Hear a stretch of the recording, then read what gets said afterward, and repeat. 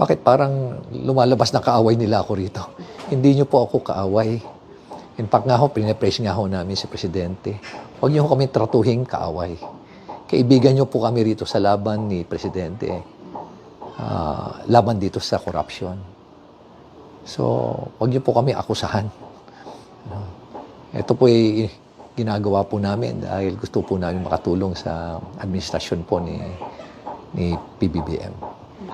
Ay siguro pinakamaganda, papadala na lang namin doon sa opisina na lang niya yung mga hawak namin dokumento. I-consolidate na lang namin kung ganun pala.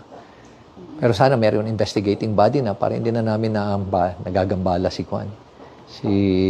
Presidente. Ang daming trabaho ng ating Presidente. Ang importante rito ay mayroong investigating body.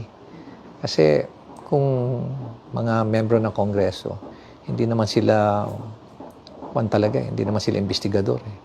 Iba kasi yung investigador dahil mayroong skill yan, may talent yan, may tradecraft yan.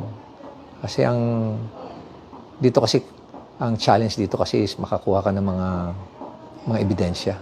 Trabaho yun ng investigador. Hindi trabaho yun ng mambabatas.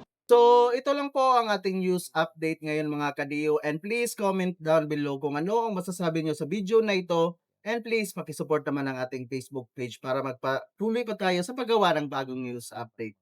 Maraming salamat po at magandang araw.